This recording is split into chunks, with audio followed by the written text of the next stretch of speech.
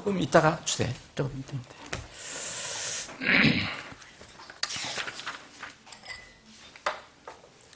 오늘 오후에는 이게 금년 우리가 한 번 하는 이제 사실 자주 하면 좋은데 우리는 그렇지 못하고 우리는 분명히 회중교회입니다. 회중교회라는 뭐냐면 여러분 다 아시겠지만 우리 교회의 어떤 정체성은 아이덴티티는 회중이 중심이 된 교회라는 거예요. 목회자나 이렇게 영적인 지도자가 중심이 아니고 물론 이제 우리 교회는 주님의 교회고요. 주님 모임이지만 구원받은 사람들이 신앙 고백하고 침례를 받고 교회 들어온 사람들이 다 동등한 위치에서 이렇게 교회를 섬기는 것. 그래서 이제 회중이 주인이라는 거죠. 그래서 회중 중심의 교회, 회중교회입니다. 회중교회는 이렇게 자주 보고를 하게 돼 있어요. 왜냐하면 회중이 다 관여는 못하지만 이렇게 누가 리더라든지 이렇게 해서 보고를 하게 돼 있잖아요. 그래서 원래는 뭐 한 달에 한 번, 두 달에 한 번 이렇게 회중 회의도 하고 막 그러는데 우리는 은혜롭게 다 하니까 연말에 한 번 약속에도 있는 것처럼 이제 회중 총회를 한번 합니다. 그래서 하나님의 은혜를 생각해보고 새해도 어떻게 우리가 같이 힘을 모을까 이렇게 생각해보는 그런 시간입니다. 그래서 오늘 제가 목회 보고를 합니다. 목회 보고를 하는데 목회 보고를 드리기 전에 이 목회 보고와 관련된 말씀을 잠깐 나누겠습니다. 빌립보서 3장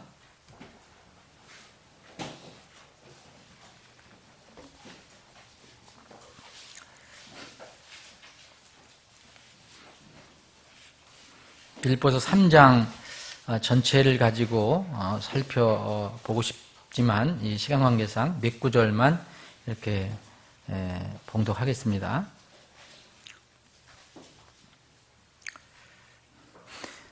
구절입니다. 율법에서 난 내 자신의 의가 아니라 그리스도의 믿음을 통한 의 곧 믿음으로 말미암아 하나님께로부터 난 의를 소유한 채 그분 안에서 발견되려 함이라. 이것은 이렇게 고백한 것은 바울 사도가 왜 이제까지 자기가 정말 이득이다, 굉장히 나한테 유익한 것이다 라고 생각하는 것들을 다 손실로 여겼느냐. 여기 이제 7절부터 보면 그러나 무엇이든지 내게 이득이 되던 것들을 곧 그것들을 내가 그리스도를 위하여 손실로 여겼다. 전부 잃어버리는 것, 나에게 다 손해나는 걸로 여겼다. 이제까지는 이득되는 걸로 생각하는 것을. 그래서 이렇게 하는 이유는 그리스도 예수 내주를 아는 지식이 가장 뛰어나기 때문이다. 그래서 그분을 위해서는 내가 모든 것 손실을 입을 수도 있다. 이제까지 생각했던 건, 내가 좋다고 생각했던 것들은 그냥 배설물로 여기겠다. 그런 얘기입니다. 그래서 배설물이라는 말이 나오는데 영어에 배설물이 신약에 두 번 나오거든요. 구약에는 여러 번 나와요. 이름도 비슷해요. 아까 얘기하셨는데 우리말도 아시죠? 여기 영어도 비슷해요. 영어 아시는 분 아시죠? 영어. 왜 이명자님 외치시냐? 네. 영어도 덩이요, 덩. 근데 여러분 세게 발음하면 똑같아요. 네. 그 신약에 딱 두 번 나오는데 누가복음 13장하고 여기에 배설물이 나오는데 사도 바울이 이제까지 정말 자기가 좋다고 생각하는 것들을 이제 예수 그리스도를 알고 나니까 이제 그것들이 배설물로 덩으로 여기겠다. 그래서 그렇게 그 배설물로 여기는 것은 내가 그리스도를 알고 율법에서 난 내 자신의 의가 아니라 그리스도의 믿음을 통한 의 곧 믿음으로 말미암아 하나님께로부터 난 의를 소유한 채 그분 안에서 발견되려 함이라. 이 구절이 굉장히 중요한 말씀이거든요. 아침에도 말씀드렸지만 사도 바울의 어떤 인생의 목표가 여기 나오거든요. 마지막에 자기가 어떻게 드러나야 할 것인가. 그래서 10절입니다. 이것은 내가 그분의 죽으심과 일치하게 되어 그분과 그분의 부활의 권능과 그분의 고난에 참여하는 것을 알고자 하며 어찌하든지 내가 죽은 자들의 부활에 도달하려 함이라. 저희가 하나님의 의를 소유한 채 그분 안에서 하나님 안에서 발견되고 싶다. 마지막에 그게 인생의 목표인데 그분의 죽으심과 일치하게 되기를 원한다. 그래서 어떻게 되든지 간에 내가 마지막 어떤 그 시점은 죽은 자들의 부활에 도달하려고 그렇게 하는 것이다. 그러면서 이제 12절에 보면 나는 내가 이미 도달한 것으로 여기지 아니하며 이미 완전한 것처럼 여기지도 아니하고 다만 그리스도 예수님께서 나를 붙잡아 이루시고자 하신 그것을 붙잡으려 오고 뒤따라가노라. 형제들아, 나는 내가 이미 붙잡은 줄로 여기지 아니하고 다만 이 한 가지 일을 행하나니 곧 뒤에 있는 그것들을 잊어버리고 앞에 있는 그것들을 잡으려고 나아가. 여러분 14절 여러분들과 함께 읽겠습니다. 14절입니다. 자, 시작합니다. 그리스도 예수님 안에서 하나님의 높은 부르심의 상을 받으려고 표대를 향해 밀치며 나아가노라. 매년 이맘때 제가 연말 회중총회, 벌써 2013년도 회중총회를 여기 와서 했거든요. 우리가 이사한 지 얼마 안 돼갖고, 그죠? 작년에. 근데 어제 같아요. 정말로. 그런데 오늘 또 2014년 회중총회에 이게 서게 됐습니다. 이게 벌써 이제 16번째 쓰는 것 같은데, 아쉬움과 이럴 때마다 감사함이 교체합니다. 저는 이 성경 말씀을 이렇게 잠깐 준비하면서, 그리고 오늘 아침 말씀 준비하면서 한 해를 이렇게 보내고 또 새해를 맞이할 때마다 이 한 해의 마지막이 있는 거 아니에요? 나도 주님 앞에 서는 날이 분명히 있는데, 그렇죠? 여러분들은 안 쓰나요? 임성환 형제는 안 써요? 그렇죠. 분명히 다 있거든요. 나도 분명히 나를 구원해 주신 그 주님 앞에 설 날이 있는데, 그래서 나의 인생의 마지막 시점을 생각해 볼 때가 참 많습니다. 그때 내 모습이 어떨까? 내가 어떤 모습으로 주님 앞에 서게 될까? 이런 생각을 할 때마다 삶에 대한 두려움이 있고요. 그리고 경건함이 교체가 됩니다. 함부로 살 수는 없는 인생이다라는 것을 알게 됩니다. 그래서 매년 이렇게 해가 갈 때마다 자주 이렇게 주님 앞에 서는 날을 상상을 해봅니다. 분명히 여러분들 성경 말씀 믿으면 그날이 있거든요. 우리가 주님 앞에 서는 날이 있어요. 바울은 예수님의 사도가 되기 전에 지금 어떠한 사람이었는지 여러분 잘 아시죠? 얼마나 자신을 믿었던 사람인지 몰라요. 교만했던 사람들. 자기만 알고 다른 사람 모르는 걸로 알고 있어요. 자기 지식이 최고였고 자기의 사상과 자기의 종교가 최고로 생각했던 것. 자기의 학식, 자기의 생각이요. 그래서 자기의 육신을 철저하게 신뢰했다고 고백을 합니다. 이건 나중에 이제 이렇게 고백을 하는 거예요. 여기 앞에 보면 3장 1절부터 6절까지 그 내용입니다. 이런 고백을 보면 그 거듭나지 않았을 때 이 사도 바울은 전형적인 거듭나지 않은 종교인의 모습이에요. 거듭나지 않은 종교인의 모습. 그런데 예수 그리스도를 자신의 주로 알게 된 후에는 삶이 완전히 방향이 바뀝니다. 목표도 바뀌어요. 완전히 바뀌었어요. 이거 우리가 잠깐 읽어봤지만 이 대표적인 이걸 설명할 수 있는 것이 이득이 되는 것과 손실입니다. 손실. 배설물 여긴다는 게 아주 극도로 바뀌죠. 완전히 바뀝니다. 전에는 보물처럼 여겼던 것을 지금은 똥으로 여겨요. 배설물로. 그렇게 삶이 바뀌었어요. 이렇게 바뀐 삶의 목표점은 뭐였느냐?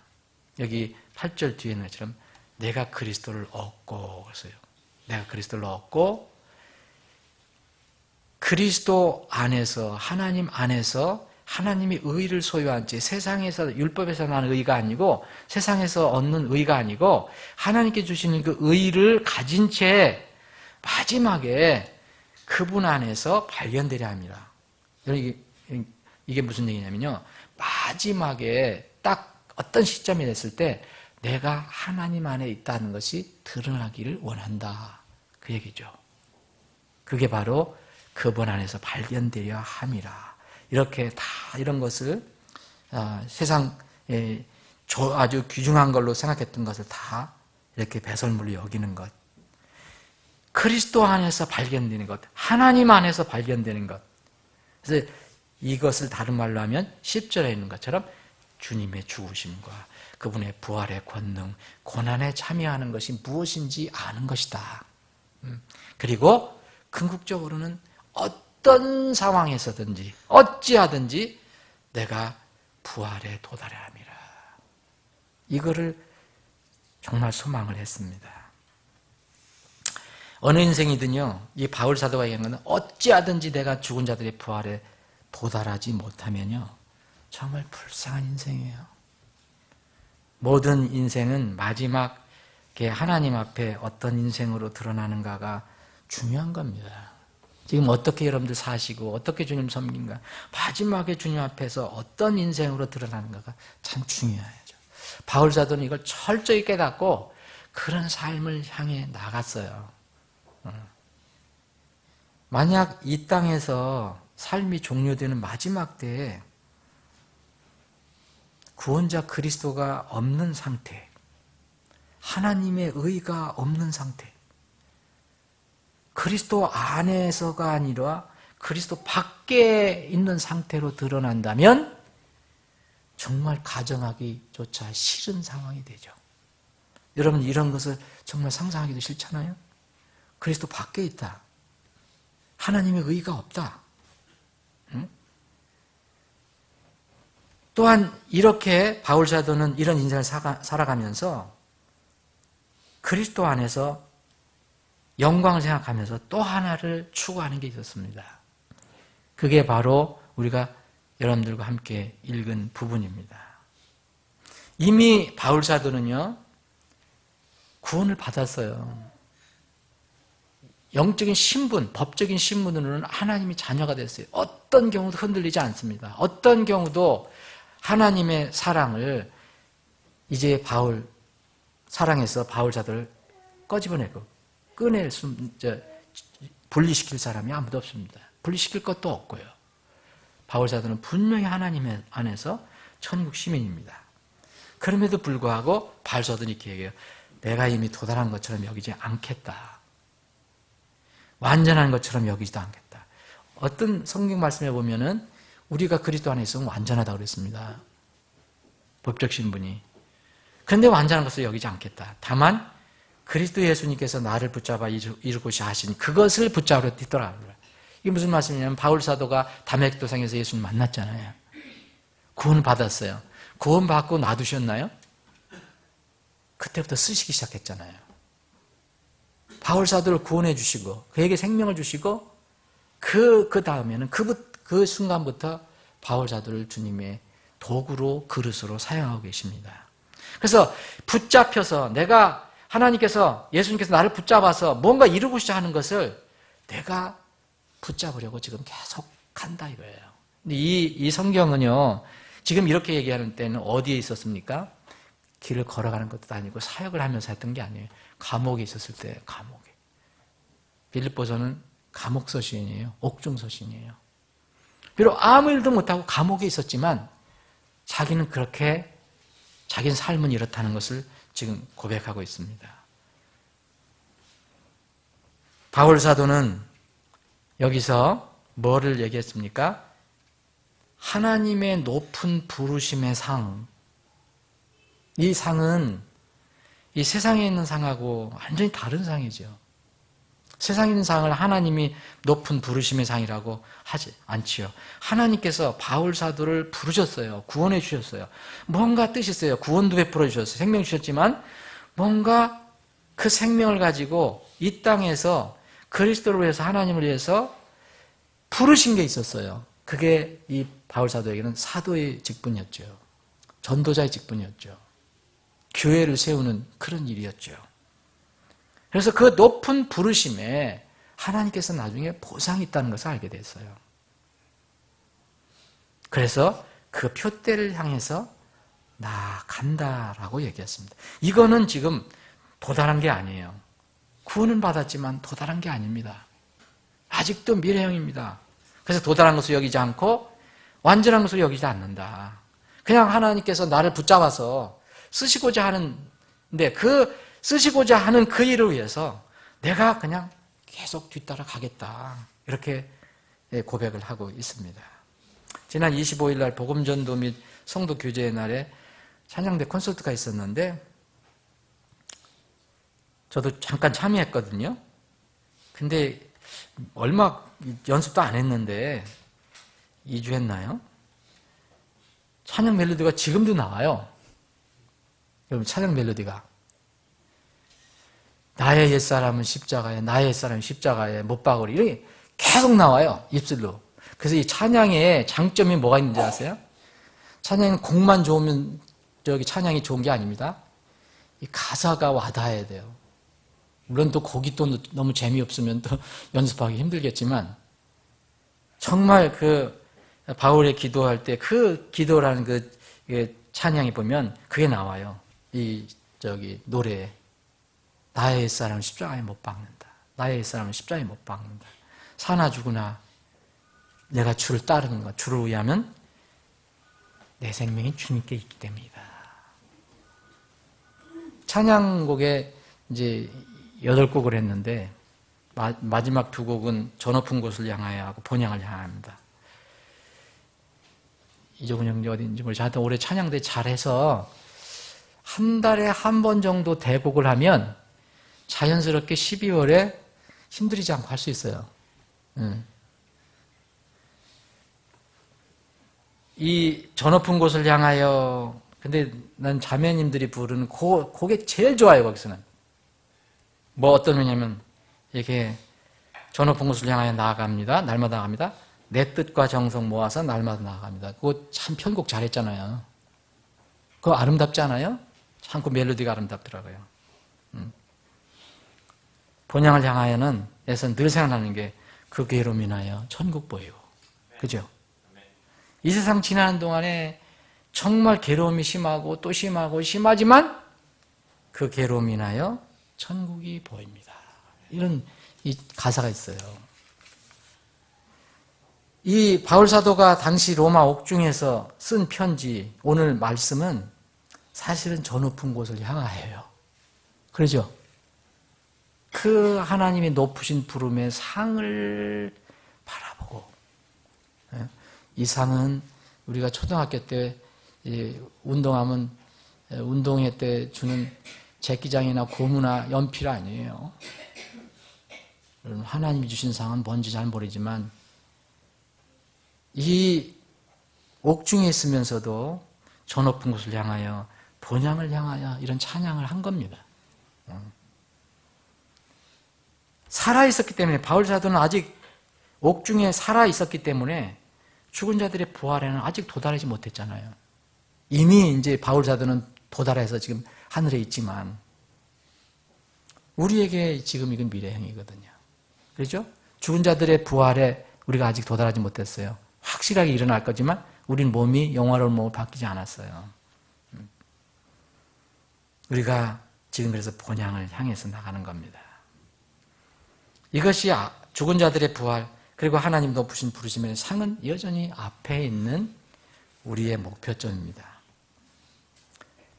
우리가 한 해 동안 죽은 자의 부활과 하나님 높으신 부르심의 상을 향해서, 어떤 표대를 향해서 잘 달려왔지만 아직 붙잡은 것은 아닙니다. 지난 한 해, 올해 이렇게 함께 하신 주님께 감사하면서 이제 그렇지만 이제는 2014년은 잊어버려야 합니다. 여기에 보면 바울사도는 이렇게 이야기합니다. 형제들아 13절 내가 이미 붙잡은 줄로 여기지 아니하고 다만 이 한 가지 일을 행하나니 곧 이 한 가지 일을 위해서 곧 뒤에 있는 그것들은 잊어버리고 이제 2024년은 우리가 잃어버려야 됩니다. 역사적으로 다 잊어버려야 합니다. 그리고 앞에 있는 그것들을 붙잡으려고 이제 우리가 2015년 나아가야 합니다. 우리는 바울 사도의 고백이 우리의 고백이 되어야 하고 그리고 바울과 그를 따라 걸어가는 다른 성도들 우리의 신앙 본보기로 삼아야 합니다. 하늘의 목표점을 향해서 나아갑니다. 그래서 여기 17절 이렇게 이야기합니다. 형제들아 너희는 함께 나를 따르는 자가 되고 또 너희가 우리를 본보기로 삼은 것 같이 그렇게 걷는 자들을 주목하라. 우리만 걷는 게 아니거든요. 우리와 같이 이런 어려운 속에서도 걷는 사람들이 있어요. 그런데 그렇게 하는 대신 우리가 세상에 끌려갔고 땅에 목표점을 두고 가게 되면 어떤 문제가 생기느냐면 이런 문제가 생길 수 있습니다. 18절 내가 여러 번 너희에게 말하고 지금도 눈물을 흘리며 말하는 많은 사람들 감옥에 갇혀 있지만 그 감옥에 갇히면서 기도하면서 생각나는 사람도 있었던 거예요. 그렇게 여러 번 그 사람 어떤 사람들에게 눈물로 호소하면서 권면하고 말씀 전하고 충고해주고 했는데 그 사람들이 생각난 거예요. 그 사람들 곧 그들이 그리스도의 십자가의 원수로 걷느니라.